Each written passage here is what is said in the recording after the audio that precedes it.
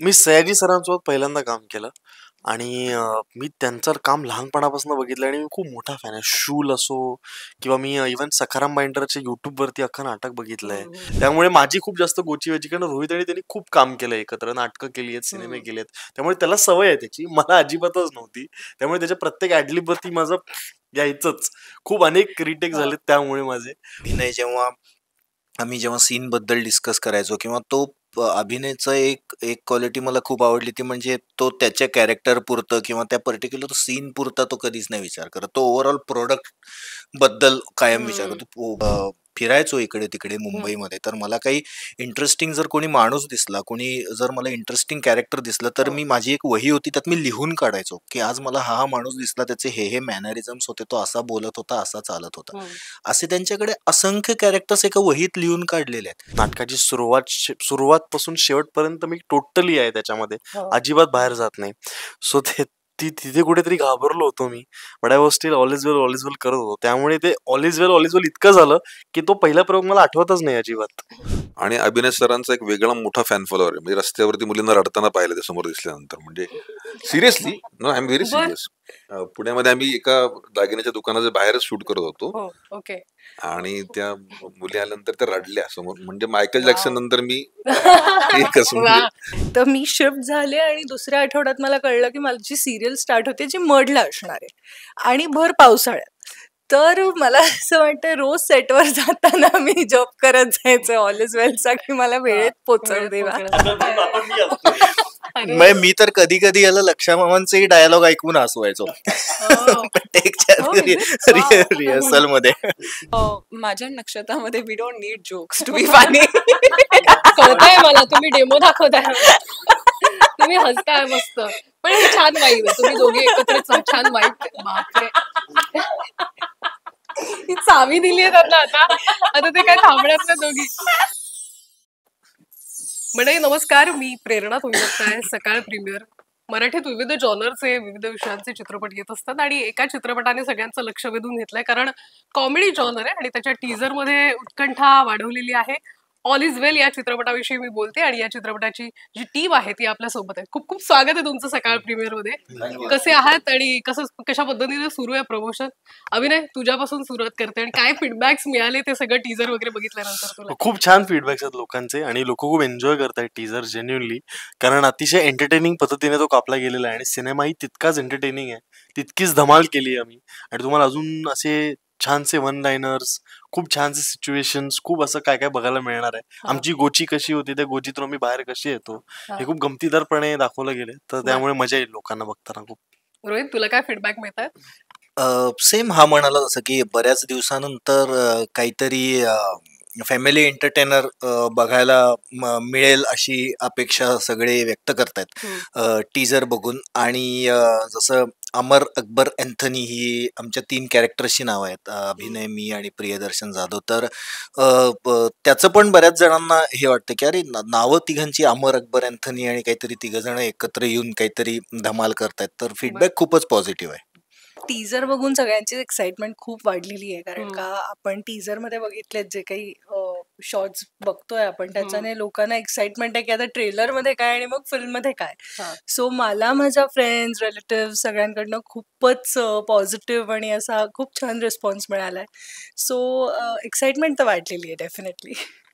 अमायरा, माझ्या ओळखीच्या लोकांनी बघितला तो टीजर आणि ते लोक इतके क्युरियस आहेत की काय धमाल होणार आहे, काय गोलमाल आहे त्याच्यात, एकच्या एक नंतर क्लिप मध्ये, की ते रिलेटेबल होत आहे की काय होणार आहे ह्याच्यानंतर. म्हणजे कोणाला आयडिया नाहीये की कसं काय पुढे जाणार आहे. पण दिग्दर्शक योगेश जाधव यांना मला विचारायचं आहे अजून की या सगळ्या कलाकारांना तुम्ही जे काय कॉमेडी जॉनर मध्ये सामावून घेतले ते कशा पद्धतीनं, तर त्याबद्दल सांगा ना प्लीज. नाही, मुळात प्रत्येकाने त्या जॉनरमध्ये काही ना काही केलेलं असल्यामुळे सगळे थिएटर करणार आहेत मोस्टली. त्यामुळे तो प्रश्न नव्हता. कास्टिंग जर बघाल तुम्ही सगळं तर प्रियदर्शन जाधव, रोहित हळदीकर, अभिनय बेर्डे, सयाजी शिंदे या तिघांना कॉमेडी जॉनरचं वावड आहे असं काही दिसत नाही. कारण की प्रत्येकाने तशा जॉनरचं काही ना काही केलेलं आहे. परंतु एक आउट अँड आउट कॉमेडी ज्याला म्हणू शकतो आपण, की थ्रू आउट द फिल्म कुठेही विनाकारण सिरियस झालोय आम्ही किंवा विनाकारण काहीतरी फिलॉसॉफी बोलतोय किंवा काय असं कुठेही काही झालेलं नाहीये. एक नक्की की स्क्रिप्ट लिहिताना अमर अकबर अँथनी ही नावं जरी असली तरी आम्ही जाणीवपूर्वक हे पाळलेलं आहे की कुठेही कुठल्याही धर्माबद्दल काही कमेंट केलेली नाहीये किंवा विनाकारण कुठलेही असे इश्यूज किंवा बॅकड्रॉप्स हम्म, आणलेले नाहीत की ज्याच्यामुळे काहीतरी क्रायसिस व्हावं, कोणाच्या तरी भावना दुखवाव्यात, काही नाही. ते हम्म, फार स्ट्रिक्टली प्रियदर्शन सरांनी ठेवलेलं आहे, त्या स्क्रिप्टमध्ये जाणीवपूर्वक ठेवलेलं आहे. परंतु एक नक्की आता की 3 कॅरेक्टर्स, 3 तरुण आणि कुठल्या तरी एका सिच्युएशन मध्ये ट्रॅप होणं आणि त्याच्यावरती मग काहीतरी अशा सिच्युएशन क्रिएट होणं की ज्याच्यामध्ये सिच्युएशनल कॉमेडी क्रिएट होईल. हे जरी ट्रेडिशनल असलं तरी सुद्धा नवं काय, वेगळं काय, तर प्रयत्नपूर्वक असं केलेलं आहे की संपूर्ण फॅमिली बसून, एकत्र बसून ती फिल्म पाहू शकेल किंवा आजच्या कुठल्याही कॉलेज गोईंग तरुण तरुणींना किंवा युथला बघता येईल, एन्जॉय करता येईल अशी फिल्म आहे. आणि जसं आता सगळे दोघंही म्हणाले तसं की खूप दिवसांनी एक क्लीन नीट कॉमेडी पाहायला मिळेल. हम्म, आणि त्यानुसार मग जेव्हा कास्टिंग झालं तेव्हा ही तिघं इतकी चपखल बसलेले आहेत. ते आपलं आता 27 तारखेला बघायला मिळेलच. परंतु सयाजी शिंदे हे एक वेगळं सरप्राइझिंग पॅकेज आहे. माधव वजे जे आता आपल्यात नाहीत, परंतु त्यांनी सुद्धा त्यांचं कॅरेक्टर इतकं छान पोर्ट्रे केलेलं आहे. अमायरा आणि नक्षत्रा हम्म, दोन्ही कॅरेक्टर बद्दल बोलतीलच, परंतु मला छान काय वाटलं की ते दोघी इतके प्रॉमिसिंग आहेत. नक्षत्रांनी तरी खूप कामं केलेली आहेत, पण अमायराची ही पहिली फिल्म आहे आणि त्यांच्याबरोबर सायली फाटक म्हणून पुण्याच्या एक ऍक्ट्रेस आहेत, पण त्यांनी सुद्धा थिएटर आणि बरंच काही काही केलेलं आहे. पण ह्या सगळ्यांची मोठ बांधत असताना एक जाणवत होतं की कुठेही गोष्ट ही डिसकंटिन्यू किंवा ॲब्रप्टली कट होतीये किंवा एकमेकांना काही कनेक्टिव्हिटी नाहीये. ही होणार नाही याची मुळात पटकथेमध्ये खूप काळजी घेतली होती हम्म, प्रियदर्शन सरांनी. पण आमच्या दोघांमध्ये बऱ्याच गोष्टींबद्दल मतांतर व्हायची. तर खूप काम करून स्क्रिप्टवरती जवळजवळ मी 4 महिने वर्किंग करत होतो. फर्स्ट ड्राफ्ट जेव्हा रेडी झाला तेव्हा मात्र मग फटाफट कास्टिंगला आम्हाला सोपं गेलं. कारण की तोपर्यंत आम्हाला कॅरिकेचर्स दिसलेली, ती पात्र दिसलेली आणि मग ते कोण हम्म, कसं दिसेल. तर मला असं वाटतं की पहिल्याच वेळेत जी ठरलेली ऍक्टर्स होते ते सगळे आम्हाला तसे तसे मिळाले. त्यात रोहित हम्म, सर आणि अभिनय सर दोघंही फर्स्ट फर्स्ट टाइम कास्ट आणि म्हणजे ते झालं, डन, इट वॉज डन. आणि त्याच्यानंतर नक्षत्राजी फक्त सुरुवातीच्या त्यांच्या अप्रोच मध्ये कास्ट झालेल्या होत्या. पण आमची जेव्हा इंटरेक्शन झाली तेव्हा आम्ही काही पूर्वी जे प्लॅन केलं होतं का स्क्रिप्टमध्ये ते टोटल आम्ही 360 डिग्री चेंज केलेलं होतं. हम्म, आणि मग 3 तरुण एका शहरात येतात, एका सिच्युएशन मध्ये अडकतात.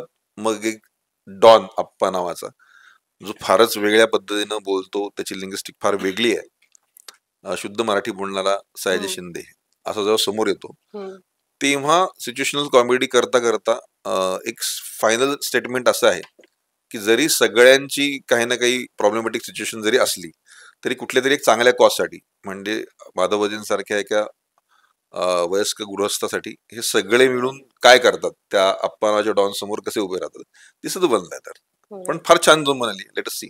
आणि या सगळ्या गोष्टींनी उत्कंठा वाढवली, जसं मी सुरुवातीलाही म्हटलं तसं. आणि तुम्ही आता ज्या पद्धतीने पटकथेबद्दल सांगितलं ते फार एक्साइटिंग वाटतंय.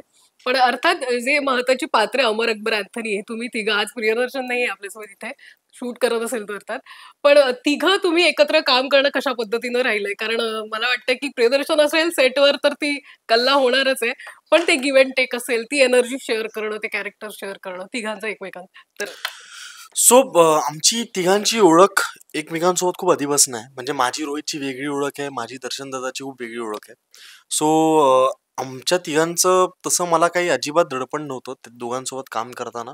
कारण आपलीच लोक आहेत, सांभाळून घेतील आपण कुठे चुकलो तर.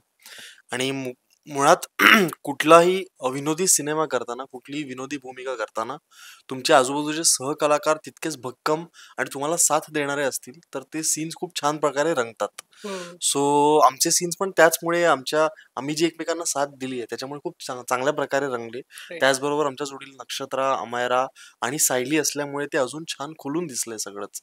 आणि आमची सपोर्टिंग कास्ट ही खूपच स्ट्रॉंग आहे. त्यामुळे सिनेमामधले प्रत्येक सीन, प्रत्येक सिच्युएशन खूप छान रंगली गेलेली आहे. तर ऑब्व्हियसली दर्शन दादा स्वतः लेखक असला तरी सगळ्यात जास्त ऍडलिप्स त्यांनीच घेतलेत. म्हणजे खूप आयरॉनिक आहे की लेखक नॉर्मली असं म्हणजे सगळ्या लेखकांचं नाही, काही लेखक असतात की बाबा जे आम्ही लिहिलंय त्याच्या मागे काहीतरी अर्थ आहे, काहीतरी रिझन आहे, तुम्ही कृपया करून तेवढंच बोला. पण दर्शन आता स्वतः लिहिलेलं पण कधीच बोललेलं नाही, क्वचित बोलला असेल सिनेमामध्ये. त्यामुळे माझी खूप जास्त गोची व्हायची, कारण रोहित आणि त्यांनी खूप काम केलं एकत्र, नाटकं केली आहेत, सिनेमे केले आहेत, त्यामुळे त्याला सवय आहे त्याची, मला अजिबातच नव्हती. त्यामुळे त्याच्या प्रत्येक ऍडलिपवरती माझं यायचंच. खूप अनेक रिटेक झालेत त्यामुळे माझे. पण मजा आली मला खूप, कारण रिफ्रेशिंग वाटायचं काम, कारण अशा पद्धतीने कधी काम केलं नव्हतं. So it was overall a very refreshing experience for me.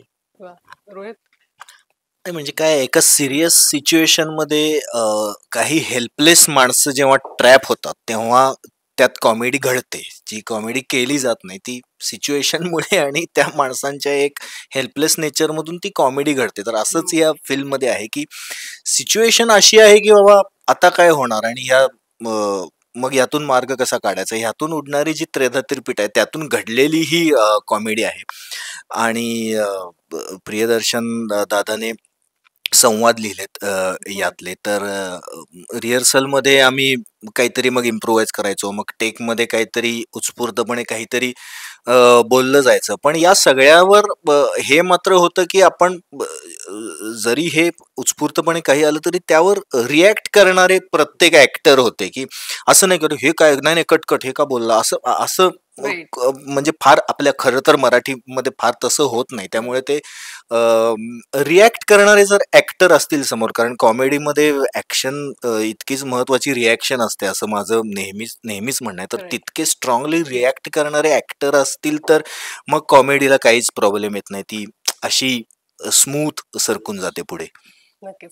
पण मला या सगळ्यात हेही जाणून घ्यायचंय, कारण तुम्ही सगळे एकत्र शूट करत होता, काहींचे एकत्र सीनही असतील. तर असं काम करत असताना किंवा ते काम पाहत असताना असं वाटतं ना, अरे हे खूप एक्साइटिंग काम करते ही किंवा हा कलाकार, किंवा हे इंटरेस्टिंग आहे एकमेकांबद्दल जर ते सांगायचं झालं तर ते कोणकोणत्या गोष्टी असतील आणि कुणाबद्दल वाटल्या? अभिनय तुझ्यापासून जर मला मी सयाजी सरांसोबत पहिल्यांदा काम केलं आणि मी त्यांचं काम लहानपणापासून बघितलं आणि मी खूप मोठा फॅन आहे. शूल असो किंवा मी इव्हन सखाराम बाइंडरचे युट्यूबवरती अख्खं नाटक बघितलंय. त्याचबरोबर त्यांचे अनेक टॉलिवूडचे अनेक सिनेमे मी बघितलेत. त्यामुळे मी खूप मोठा फॅन होतो. त्यामुळे ते जेव्हा आले आमच्या समोर तेव्हा मला थोडंसं दडपण आलं होतं. खूप वर्षांनी मला कुठल्या तरी कलाकारासमोर काम करताना दडपण आलं होतं. आणि त्यांनी पण उत्स्फूर्तपणे काही गोष्टी केल्या जे बघून म्हटलं यार एक सुचलंच नसतं मला सुद्धा. त्यामुळे मी तिथे पण माझी गोष्टी झाली होती. पण मला खूप गिल्ट आला नंतर की त्यांचा टेक माझ्यामुळे खराब तर नाही झाला ना, पण तसं काही झालं नाही. बट आय थिंक त्यांच्याकडनं खूप शिकण्यासारखं आहे, कारण त्यांची रेंज खूप आहे कामाची. त्यांनी आउट अँड आउट विलन सुद्धा केलेला आहे, त्यांनी पॉझिटिव्ह कॅरेक्टर सुद्धा केलंय आणि इकडे ते खूप वेगळ्या प्रकारचा डॉन करतायत. सो हे चॅलेंज घेऊन करणं त्यांच्या स्टेजला सुद्धा खूप मोठी गोष्ट आहे.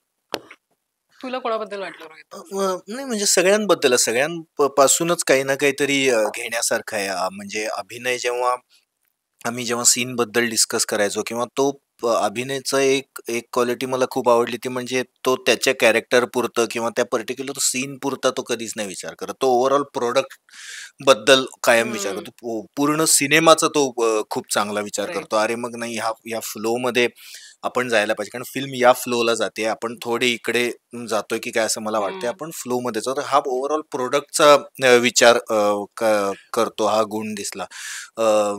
प्रियदर्शन जाधव बरोबर मी याआधी म्हणजे त्याचे डिरेक्शन खाली मी जस्ट फिल्म कम्प्लीट केली होती, कीर काटाकीर नावाची. त्यामुळे दिग्दर्शक प्रियदर्शन जाधव आणि को ऍक्टर प्रियदर्शन जाधव या दोघांमध्ये खूप जमीन आसमानाचा फरक आहे. तर असं नाही की प्रत्येकाकडून काही ना काहीतरी शिकण्यासारखं आहे. सयाजी सरांनी इतकं काम केलंय आतापर्यंत जे आपण बघत आलोय, तरी सयाजी शिंदे सरांचा अपीअरन्स आणि त्यांचं एकूण वागणं आणि कामाकडे बघण्याचा अप्रोच हा पूर्णपणे वेगळा आहे. म्हणजे माझं एकदा त्यांच्याशी बोलणं पण झालं होतं सेटवर, तर त्यांनी प्रोसेस पण सांगितली की मला दिसणारे काही कॅरेक्टर्स मी पूर्वी जेव्हा स्ट्रगलिंग करताना फिरायचो इकडे तिकडे मुंबईमध्ये, तर मला काही इंटरेस्टिंग जर कोणी माणूस दिसला, कोणी जर मला इंटरेस्टिंग कॅरेक्टर दिसलं, तर मी माझी एक वही होती त्यात मी लिहून काढायचो की आज मला हा माणूस दिसला, त्याचे हे मॅनरिझम्स होते, तो असा बोलत होता, असा चालत होता. असे त्यांच्याकडे असंख्य कॅरेक्टर्स एका वहीत लिहून काढलेले आहेत. तर जेव्हा त्यांना मग कुठलं कॅरेक्टर मिळतं तेव्हा ते ती वही चाळतात आणि मग एक कुठं अरे हा हे मी या कॅरेक्टरला याची ही क्वालिटी मी इथे अप्लाय करू शकतो, याचा हा गुण मी इथे अप्लाय करू शकतो. हा केवढा अभ्यास आहे, म्हणजे हे खरं तर शिकण्यासारखं आहे. तर प्रत्येकाकडे असे पॉझिटिव्ह गुण असतात जे फक्त आपण थोडे पारखी नजर म्हणतात ना, ते थोडे असे हेरले पाहिजेत पॉझिटिव्ह गुण. बरं. नक्षत्रा, तुला कोणाचं काम बघत असताना एक्साइटिंग वाटलं आणि इंटरेस्टिंग वाटलं की हे या पद्धतीनं होत आहे असं? खरं सांगू तर सगळ्यांबद्दलच असं वाटत होतं. कारण अशी comedy, out and out comedy film me first time करते. म्हणजे मी बाकीच्या फिल्म्स किंवा सिरियल्स केल्यात त्याच्यामध्ये असं कधीच नव्हतं की अमर अकबर अँथनी ह्यांचे सिच्युएशनल कॉमेडीज होत राहायच्या सेटवर, म्हणजे त्या सीन्समध्ये सुद्धा. पण फेरॅज मला खूप शांत राहावं लागायचं, कारण का ओके मला हसून चालणार नव्हतं त्या मोमेंटला. तर तो एक टास्क होता आणि मला या तिघांबद्दलही खूप असं वाटायचं की हे कंट्रोल कसे करतात. म्हणजे हे कसं होतं की सेन्स ऑफ ह्युमर चांगला असणं किंवा ह्या गोष्टी वेगळ्या असतात. पण तुम्ही जेव्हा तुमच्याकडे ऑलरेडी एक स्क्रिप्ट आलेलं असतं, त्याच्यामध्ये तुम्हाला माहिती असतं की समोरच्याचा ह्यानंतर काय डायलॉग असणार आहे, तरी ते हसणं कंट्रोल करून तसं रिॲक्ट करणं आणि तो अख्खा सीन क्रिएट करणं, it's very difficult I guess. कारण रडणारे वगैरे सीन्स आपण खूप आरामात करू शकतो. ते कितीही झालं तरी प्रिटेन्शियस असतात की मी काहीतरी आठवेन माझं मागचं किंवा काहीतरी आणि मग त्या मोमेंटला रडायला लागेल. पण कॉमेडीच्या बाबतीत तसं नाही होत. It's very difficult. So I think सेटवरच्या प्रत्येक आर्टिस्ट बरोबर काम करताना, ऍक्टर बरोबर काम करताना आय वॉज लाईक ओके हे खूप नवीन आहे आणि हे खूप शिकण्यासारखं आहे. सो खूप मजा आली. आणि स्पेशल तुझं कॅरेक्टर पत्रकाराचं आहे, तर हो. आता थोड्या वेळात तू माझी मुलाखत घ्यायला लागशील वगैरे असं काही होणार नाही. अमायरा, तुला कोणाबद्दल वाटलं की हे पात्र किंवा हे कॅरेक्टर जे करतोय कलाकार तो इंटरेस्टिंग वाटलं, एक्साइटिंग वाटलं ते बघत असताना? ही माझी पहिलीच मराठी मूवी आहे. सो म्हणजे पहिलीच मूवी जेव्हा मी साईन केलेली तेव्हा मराठी मूवीच साईन केलेली. सो मला तर खूप शिकायचं होतं लोकांकडून आणि ही टीम इतकी युनायटेड, इतकी धमाल करणारी होती. खूप शिकवलं मला या सगळ्यांनी. डिरेक्टर सरनी इतकं शिकवलं की आम्हाला तू असं कर, आम्हाला तू तसं कर. तर मी ह्यांच्याकडून जास्त शिकली आहे. राईट. सो मला खूप छान वाटतंय. सगळे डाऊन टू अर्थ आहेत, सगळे धमाल करतात, सगळे शिकवतात, असं जज नाही करत की अरे तू असं केलं तसं केलं. सो वा. सगळ्यांकडूनच. पण एकंदरीत मला वाटतं तुझ्यासाठी खूप ट्रीट असेल या सगळ्यांसोबत काम करणं आणि अर्थात तुलाही हो, बऱ्याच गोष्टी हो. शिकायला मिळाल्या असतील. चित्रपटाचं नाव ऑल इज वेल आहे. प्रत्येकाच्या लाईफमध्ये एक अशी मुवमेंट आहे ना, तेव्हा असं आपण स्वतःलाच म्हणतो बाबा ऑल इज वेल, सगळं व्यवस्थित होणार आहे. काही गमतीशीर मुवमेंटच्या वेळेसही होऊ शकतं किंवा सिरियस. तुमच्या लाईफ मधली मला ऑल इज वेल मुवमेंट सांगा, जेव्हा तुम्हाला असं वाटलं की नाही, स्वतःला तुम्ही ऑल इज वेल म्हणून तुम्ही पुढे गेलेला आहात, ती एस्केप केलेलं आहे त्या सिच्युएशन मधनं. नाही म्हणजे मी कोल्हापुरातून मुंबईत आलो या क्षेत्रात काम करण्यासाठी, तर मी रोजच ऑल इज वेल म्हणतो की बाबा रोजच पॉझिटिव्ह घडतो. नाही सिरियसली म्हणजे खूप फरक पडतो की सगळ्या पॉझिटिव्ह गोष्टी आजच्या दिवसभरात घडणार आहेत हे जरी आपण उठल्यानंतर स्वतःला म्हणालो तर खूपच फरक पडतो पूर्ण दिवसाच्या शेड्यूलमध्ये. त्यामुळे मला वाटतंय माझ्यासाठी तरी प्रत्येक मुवमेंट ही ऑल इज वेल मुवमेंटच आहे. माझ्यासाठी तर भयानक, कारण मी भयानक अँक्शियस असतो खूप खूप खूप कधी कधी. बट त्यावेळेला मग ऑल इज वेल चालूच असतं माझं. बट आय थिंक माझा पहिला प्रयोग होता तेव्हा मी भयानक घाबरलेलो होतो आणि पहिल्यांदाच मी लोकांसमोर एक व्यावसायिक नाटक करणार होतो आणि सगळ्या गोष्टी होत्या. नाटकाची सुरुवातपासून शेवटपर्यंत मी टोटली आहे त्याच्यामध्ये, अजिबात बाहेर जात नाही. सो तिथे कुठेतरी घाबरलो होतो मी. But I was still all is well करत होतो. त्यामुळे ते ऑल इज वेल इतकं झालं की तो पहिला प्रयोग मला आठवतच नाही अजिबात. तो असा गेला, तो असा जस्ट कारण मी हो तो आला आठवतोय. तर तो मला बाकी मला आठवतच नाही, तो इतका फास्ट गेला माझ्या समोरून. सो आय थिंक असे काही मुवमेंट असतात जे आपण ज्या वेळेला ऑल इज वेल जेव्हा म्हणतो ते मुवमेंट असे निघून जातात की आपल्याला कळतही नाही की आता काय झालंय आणि काय घडलंय. So this was one of the movement. तुम्ही सांगा. नाही, माझ्यासाठी ऑल इज वेल मुवमेंट आता 27 तारखेला येईल. कारण सी काय एवढे मल्टीस्टार फिल्म आहे, कारण प्रत्येकाचं मोठं कॉन्ट्रीब्युशन आहे मराठी सिनेमामध्ये. रादर सयाजी सर असतील आणि आता रोहित सर सुद्धा त्यांनी अंतिम सारखी एक मोठी फिल्म केली, मोठं चांगलं कॅरेक्टर केलंय. प्रियदर्शन सर सुद्धा आणि अभिनय सरांचा एक वेगळा मोठा फॅन फॉलोअर आहे. म्हणजे रस्त्यावरती मुलींना रडताना पाहिलं ते समोर दिसल्यानंतर. म्हणजे seriously, no I am very बर सिरियस. पुण्यामध्ये आम्ही एका दागिन्याच्या दुकानाच्या बाहेरच शूट करत होतो हो ओके आणि त्या मुली आल्यानंतर त्या रडल्या समोर. म्हणजे मायकल वाव जॅक्सन नंतर मी एक असं म्हणजे वा नाही नाही, मी big I am not compliment joking, I am not joking. म्हणजे मी एक माणूस असा बघितलाय माझ्यासमोर की त्याच्यासाठी लोक रडतात आणि त्यांना पाय नाही नाही, आय एम व्हेरी सिरियस. म्हणजे मी असं का रडते ती मुलगी असं झालं मला 2 मिनिटं. पण नंतर मला खरंच जाणवलं की म्हणजे किती लोक फॅन असतात एखाद्या ऍक्टरचे. हो आणि मला खरंच त्यावेळेस मला कौतुक वाटलं. आणि असं सगळं करत असताना माझ्यासमोर हे कास्टिंग येणार आहे, हा पायलट येणार आहे माझ्यासमोर ऍक्टर्सचा, असं मला माहित नव्हतं. आणि त्यात सयाजी शिंदे सर पण आले आणि ते जमत गेलं. म्हणजे बऱ्याच असं होतं ना की तुम्हाला शून्यातनं सगळं उभं करायचंय, स्क्रिप्ट हम्म, पण सगळं वर्कआउट करायचंय, तुम्हाला सगळंच बनवायचंय, म्हणजे सगळंच उभं करायचंय. हम्म. तेव्हा माझ्यासाठी खूप जरा टेन्शनवाली गोष्ट होती की अरे कसं जमेल, कसं जमून येईल, पूर्ण कसं होईल. आणि आता मला दिसतंय की 2 वर्षानंतर माझी मेहनत कामी येते. आणि टचवूड मला प्रत्येक सिनेमाच्या रिलीजच्या वेळी खरं हे जाणवतं की बऱ्याचदा असं होतं ना की पॅन्डेमिक मध्ये माझं एक पिक्चर 2-3दा रिलीज झालं, तिसऱ्यांदा ते रिलीज झालं, ईमेल फिमेल. हम्म. तर प्रत्येक फिल्मच्या रिलीजच्या वेळेस माझं डावीकडे धडधडणं चालू असतं आणि ती तारीख, पहिला शुक्रवार, पहिला प्रयोग किंवा पहिला शो यायच्या आधी हा मग तो पहिल्यांदा हिट झाला ना, पहिल्यांदा माझा सिनेमा संपला की मग मी रिलॅक्स म्हणूनच तुम्ही असतो. यावेळेस चित्रपटाचं नावच ऑल इज वेल येतं त्यामुळे मे बी. नक्षत्र तुझी ऑल इज वेल मुवमेंट ऐकून घ्यायची मी खरं सांगू का, मी जेव्हा सिरियल करायचे ना, माझ्यासाठी रोज ऑल इज वेल मोमेंट असायची. हा कारण मी घोडबंदरला राहायचे आणि आम्ही नुकतंच शिफ्ट झालो होतो पूर्ण. आणि एक असतं की आपला एक कम्फर्ट झोन असतो की आपण घर होम डेकॉर करतो, सगळं व्यवस्थित करतो, त्याच्यानंतर आपल्या तिकडनं जावंसं वाटत नाही. हम्म. तर मी शिफ्ट झाले आणि दुसऱ्या आठवड्यात मला कळलं की माझी सिरियल स्टार्ट होते जी मडला असणार आहे आणि भर पावसाळ्यात. तर मला असं वाटतं रोज सेटवर जाताना मी जॉब करत जायचं ऑल इज वेलचा की मला हा वेळेत पोचव वेळेत देवा. पोहोचण्यासाठी आणि असं बऱ्याचदा झाले. आय थिंक मुंबईत राहणाऱ्याला प्रत्येक रोजच मला वाटतं ट्रॅफिक आवर्स मध्ये निघताना त्याच्याकडे ती ऑल इज वेल मोमेंट असते. आणि अगेन सर जसं म्हणाले तसं फिल्म रिलीज होताना तो जो फ्रायडे असतो तो थोडासा टेन्शनवाला असतो. हो तर तो फ्रायडे संपेपर्यंत आपण स्वतःला बोलतच असतो की all is well, all is well. Right so yes.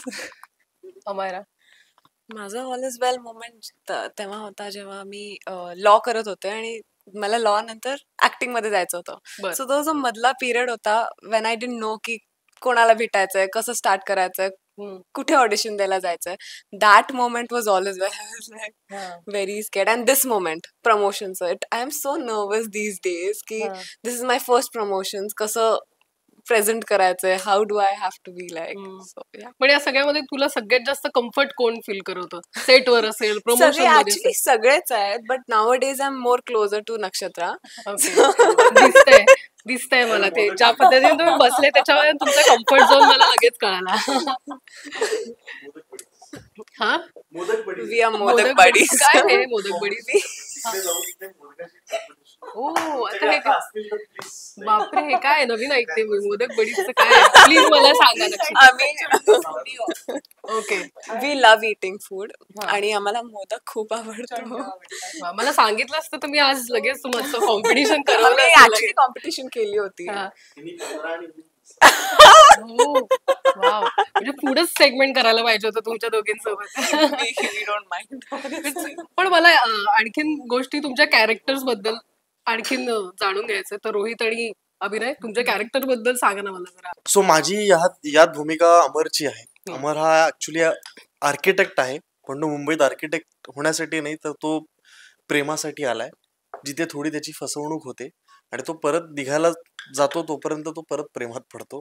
So तो होपलेस रोमॅन्टिक आहे, पण त्याला त्याच्याबरोबर थोडा नाईव्ह आहे, थोडा इनोसेंट आहे. पण त्याच्याबरोबर त्याला दोन जेव्हा हे मिळतात, अकबर आणि अँथनी, हा तेव्हा त्याचं आयुष्य एक वेगळंच वळण घेतं. ते वळण काय आहे हे तुम्हाला लवकरच 27 जूनला कळेल. वा. रोहित वेगवेगळ्या शहरांमधून एका शहरात आलेल्या 3 मुलांची ही कथा आहे. त्यातला अँथनी जो आहे, जे मी पात्र साकारतोय. अँथनी हा गोव्याचा मुलगा आहे जो मुंबईत आलाय गोव्याहून बाईकवरून आलाय एकतर तो तो त्याला ऍक्टर व्हायचंय, त्याला फिल्म इंडस्ट्रीमध्ये तो काम करायला स्ट्रगल करायला तो मुंबईत आलाय. त्याला आल्यानंतर फिल्म सिटीमध्ये एक माणूस भेटतो जो त्याला सांगतो की मी कॉन्ट्रॅक्टर आहे आणि तुला कामं मिळवून देतो, जे अजय जाधव ने ते कॅरेक्टर प्ले केलंय. आणि तो त्याला फसवतो पैशाच्या बाबतीत. आणि राहायच्या जागेचा प्रश्न, पुढे काय करायचं याच्या थोड्या द्विधा मनस्थितीत असताना त्याला अकबर आणि अमर हे दोघं भेटतात आणि मग तिथून ते एका प्रकरणात कसे ट्रॅप होतात आणि तिथून मग कसे बाहेर येतात, अशी ही फिल्म आहे. वा. ज्यात अँथनी जो आहे तो म्हणजे या ट्रॅपमध्ये फसलेला एक जण अँथनी. नक्षत्रा, तू जर्नलिस्ट पण काय पद्धतीने त्याचा रिसर्च आणि काय काय कुणाकुणाचे व्हिडिओ तू बघितले ते करण्याआधी सांग मला. I think first of all hats off to you guys. कारण का एकतर कुठलंही कॅरेक्टर असेल ना, त्याच्यामध्ये तुम्हाला हवं तसं ते कॅरेक्टर परफॉर्म करू शकता जनरली. पण जे रिपोर्टर्स असतात, जर्नलिस्ट असतात, त्यांना मी नेहमी टीव्हीवर बघत आले की ज्या पद्धतीने एखादी न्यूज प्रेक्षकांपर्यंत पोहोचवताना ज्या तिडकीने ते सांगत असतात सगळं, तर तो म्हणजे एखादी गोष्ट ब्लंटली सांगणं, येट थोडं पॉइज्ड राहणं, त्याच्यानंतर ते क्लिअर असतात. त्यांना सगळं ऑब्व्हियसली सगळ्या गोष्टी आधीच त्यांच्याकडे आलेल्या असतात, पण तरी एक वेगळं चार्मिंग हे असतं त्यांच्यामध्ये, ती न्यूज पोहोचवण्याचं, वेगळी कला ऑडियन्सला असते. होल्ड करून ठेवण्याचं. सो एक डिफिकल्ट टास्क होता, टू बी व्हेरी ऑनेस्ट. पण मला असं वाटतं की नक्षत्रा म्हणजे माझं कॅरेक्टर नाव सुद्धा नक्षत्रा आहे फिल्ममध्ये. सो नक्षत्राकडनं असंच फार उत्साही मुलगी दाखवली आहे ती. तिला सगळ्या गोष्टी उघडकीस आणायच्या आहेत, कुठे काय चाललंय. त्या उत्साहात तिच्याकडनं एक चूक होते आणि ती खूप मोठी चूक असते खरं तर. आणि त्याच्यामध्ये कसं 3 इनोसेंट लोकांना त्या ह्याच्यात ती अडकवते चुकून आणि त्याच्यानंतर ती कसं प्रायश्चित्त करते त्या गोष्टीचं, असं तिचं जर्नी आहे अख्ख्या ह्याच्यामध्ये. सो बाकीचं 27 जूनला कळेलच प्रेक्षकांना. पण इट वॉज फन. म्हणजे असं काहीतरी वेगळी भूमिका करायला मिळाली आणि खरंच खूप मजा आली करताना. इंटरेस्टिंग. अमर, तुझ्या कॅरेक्टर बद्दल सांग. माझ्या कॅरेक्टरचं नाव आना आहे. सो आना एक असिस्टंट डिरेक्टर असते, तर ती अँथनीला भेटते आणि तोपर्यंत हे सगळे फसलेले असतात त्या जालमध्ये. तर ती कशी वाचवते त्यांना आणि हे सगळं गोलमाल जे चाललेलं असतं ते सगळं आहे. वा, ते बघणं महत्वाचं ठरेल या चित्रपटामध्ये. पण मला या निमित्तानं एकमेकांबद्दल तुम्हाला कळालेली सगळ्यात इंटरेस्टिंग फनी गोष्ट काय ती मला सांगावी तुम्ही, आणि ती कोणती गोष्ट असेल. नक्षत्रा, एकत्र काम करत असताना एकमेकांबद्दल जाणवलं अरे हे याच्याबद्दल खूप खूप फनी आहे.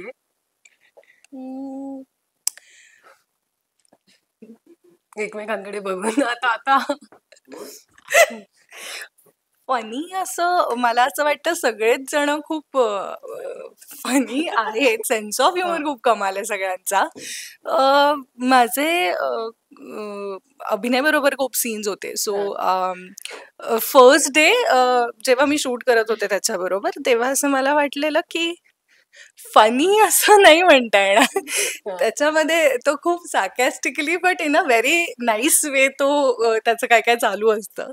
सो जोक्स असे नाही किंवा असं काही त्याने केलं नाही, बट मजा येत होती काम करताना. पण फनी आय थिंक कोणी असेल तर प्रियदर्शन दादा. कारण का प्रत्येक शॉटच्या वेळेला तो इतका हसवायचा आणि त्याचं आर्ट असं आहे की ना, तो फार स्मार्ट आहे. म्हणजे तो हसवतो पण स्वतः हसत नाही, तो एकदम पोकर फेस राहणार. त्यामुळे बिचारा अभिनय, रोहितला बहुतेक सवय होती म्हणून तो तेवढा नाही जायचा, पण अभिनय त्याच्यानंतर आम्ही सगळे खूप जायचो हसून. त्यामुळे प्रियदर्शन दादा. ओके. अभिनय, तुला कोणाबद्दल काय फनी गोष्ट वाटली आहे? फनीपेक्षा मला खूप इम्प्रेसिव्ह किंवा खूप आयडियल म्हणजे शिकण्यासारखी गोष्ट मला रोहितकडनं वाटली. रोहितला एकतर आहे ना, एकतर तो एक पाठी आहे आणि एक पाठी खूप नॅचरली तुम्ही असावं लागतं.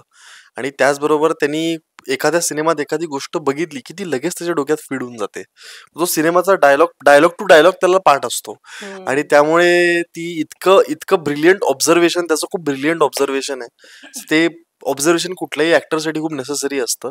सो ते खूप शिकण्यासारखं आहे त्याच्याकडनं. वा. रोहित, तुला काय फनी वाटलंय का फनी कोणाबद्दल? म्हणजे मी पॉझिटिव्ह गोष्ट तर अभिनयबद्दलची सांगितलीच आहे की त्याचा अप्रोच, तो पूर्ण प्रोडक्टचा विचार करतो. फनी गोष्ट ऍडिशन घेतली की हा हसतो, हे मला कळलं या फिल्म मध्ये. ओके. बाकी काही नाही. श्राप दिलाय नाही नाही, असं अरे. मी तर कधी कधी याला लक्षा मामांचेही डायलॉग ऐकून हसवायचो हो. टेकच्या Oh, wow. रिहर्सल मध्ये. तर नाही, एवढीच गोष्ट, म्हणजे ही काही फनी मजेशीर गोष्ट आहे ही खरं तर, आणि यात काही गैर काहीच नाही आहे. म्हणजे हसायला तर हवंच प्रत्येकाने, तर तो तसा आहे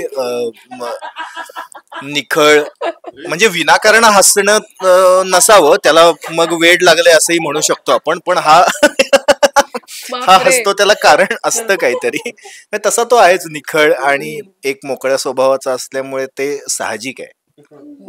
काय आहे हे अभिनय? ह्यांना- तुला ह्यांना नाही, हसायला ह्यांना आधी येतंय बोलू ऍडिशन शकतो. मध्ये, काय चाललंय काय? आय थिंक रोहित आणि अभिनय खूप फनी वाटले मला, बिकॉज आम्ही कारमध्ये जात होतो आणि इतके गंमत जमत यांची चालू असते, काही पण डायलॉग्स, हे नाटक ते नाटक चे डायलॉग्स बोलून हसवत होते. पण तरी पण मी ऐकत होते ना त्याच्यानंतर. आणि आय थिंक माझ्या नक्षत्रामध्ये we don't need jokes to be funny. कळतंय मला, तुम्ही डेमो दाखवताय, तुम्ही हसताय मस्त, पण हे छान वाईब आहे, तुम्ही दोघे एकत्र छान वाईब. बापरे, ही चावी दिली आहे त्यांना, आता ते काय थांबणार ना दोघी. Move on to Yogesh Jadhav. तुम्हाला काय वाटलं फनी एखाद्या कलाकाराबद्दल? आता मी पण फुटेल त्यांचं ऐकून. आता मी बोलायची गरज असं वाटतं बटन तुम्हाला, तुमच्याकडे आहे का हे बटन? म्हणजे मी बोलायची गरज असं वाटतं का तुम्हाला? आता बघा काय तुमच्या दिसतंय, समोर पण आहे तुम्हाला सगळं. काय वाटलंय फनी? नाही फनी म्हणजे नॉर्मली हा प्रश्न येणं स्वाभाविक आहे. कॉमेडी सिनेमा आहे आणि ऍक्टर सगळे कॉमेडी करतात किंवा होते म्हणा. पण माझं उलट ऑब्झर्वेशन आहे या सगळ्यांच्या बाबतीत, की कामाच्या बाबतीत जेवढे सिरियस हे सगळे होते आणि आहेत, तसं प्रत्येकाने असावं. मी सगळ्यांच्या बाबतीत ते म्हणेन, सगळ्यांकडनं मी शिकलो बऱ्याच गोष्टी. म्हणजे मी 30 वर्ष झाले या व्यवसायात आहे. 10 वर्ष डेडिकेटली नाटक केलं, 20 वर्ष सिनेमा ऍड फिल्म्स भरपूर काही काम केलं. परंतु मी प्रत्येकाबरोबर जेव्हा अप्रोच केलो कामाच्या बाबतीत, प्रियदर्शन दादांपासून ते पर अगदी अभिनय सरांपर्यंत, मला नेहमी एक जाणवलं की ही मंडळी खूप सिरियस आहेत त्यांच्या करिअर बद्दल आणि कामाबद्दल. आणि जेव्हा जेव्हा मला त्यांच्याकडनं काही सजेशन यायचं ना, माझे काही वेगळ्या अडचणी असायच्या ज्या बॅकड्रॉपला आहेत, त्या मी सांगू शकत नाही, कोणावर शेअर करू शकत नाही. आणि प्रत्येक दिग्दर्शकाची ते ड्युअल माइंड सिच्युएशन होते बऱ्याचदा, की मला प्रोड्युसरला सांभाळायचंय, मला बजेट सांभाळायचं आहे, मला दिवस सांभाळायचे आहेत, मला त्यांच्या अपेक्षा काय ते समजून घ्यायचं असतं आणि मला ते त्या वेळेत डिलिव्हर करून ते पडद्यावरती आणायचं असतं. माझा शेवटचा दिवस पडद्यावरचा असतो, पॅकअप नंतरचा नसतो. माझं पॅकअप नंतर काम सुरू होतं. पण प्रत्येक प्रोसेसमध्ये मला ह्या मंडळींनी खरं तर सांभाळून घेतलं प्रत्येकाने, असं मी उलट म्हणेन. कारण की ना मला ते प्रेशर दिसत होतं माझ्यावरचं, की एक प्रोजेक्ट असं की जिथे एक फक्त थॉट आहे, की एक गोष्ट आहे तुमच्याकडे आणि ती तुम्हाला इम्प्रोवाइज करायची. मग अशा मातब्बर लेखकाबरोबर ज्यांनी ऑलरेडी एक 3 भागांचा एक मोठा सिनेमा केलेला आहे आणि त्याच्याबरोबर मला डील करताना मला काही गोष्टी कन्व्हिन्स करायच्या होत्या त्यांना, कारण की ज्या निर्मात्यांकडनं आल्या असतील किंवा प्रोडक्शन टीमकडनं आल्या असतील, मग त्यांचं म्हणणं मला समजून घ्यायचंय. त्याच्यामध्ये आमच्या खूप गमती जमती व्हायच्या, नाही अशातला भाग नाहीये. कास्टिंग बद्दल असेल, सीन्स बद्दल असेल, डायलॉग्स बद्दल असतील पर्टिक्युलरली, तर ते व्हायचं. परंतु बॅकड्रॉप त्याचा असा होता ना, की मला कुठल्याही कॉमेडी सिच्युएशन मध्ये मला कुठेही अमर अकबर अँथनी नाव आहे कॅरेक्टरचं, मग ते कुठल्या वेगळ्या रॉंग झोन मध्ये जात नाही ना किंवा काय, याच्यासाठी अलर्ट राहायला लागायचं. तुम्ही सगळे भरभरून सांगताय कॅरेक्टर्स बद्दल, या चित्रपटाबद्दल, ते ऐकून छान वाटतंय आणि उत्सुकता वाढलेली आहे या चित्रपटासाठी. तर या निमित्तानं सगळ्यांच्या वतीनं कोणाला चित्रपटाबद्दल आणखीन काही सांगण्यासाठी अभिनय, या चित्रपट बघण्यासाठी? बऱ्याच दिवसांनी अशी एक out and out comedy film येते, कारण सध्याच्या तुम्ही जर मागची 2-3 वर्ष बघितली किंवा पोस्ट लॉकडाऊन जर तुम्ही फेज बघितली, तर ते mid budget mid tyre comedy films सध्या नाही दिसत तुम्हाला चित्रपटगृहामध्ये. त्यातल्या त्यात मराठीमध्ये नेहमी दिग्दर्शकांचा आणि निर्मात्यांचा एक प्रयत्न असतो एक चांगली कॉमेडी फिल्म लोकांपर्यंत आणण्याचा. तसाच आमच्याही टीमचा एक चांगला प्रयत्न आहे, जे क्लीन कॉमेडी जी तुम्ही तुमच्या फॅमिली सोबत मित्रपरिवारासोबत जाऊन बघू शकता. सो आवर्जून बघा 27 जूनला तुमच्या जवळच्या चित्रपटगृहात. खूप खूप शुभेच्छा तुम्हाला सगळ्या टीमला. Thank you so much. थँक्यू.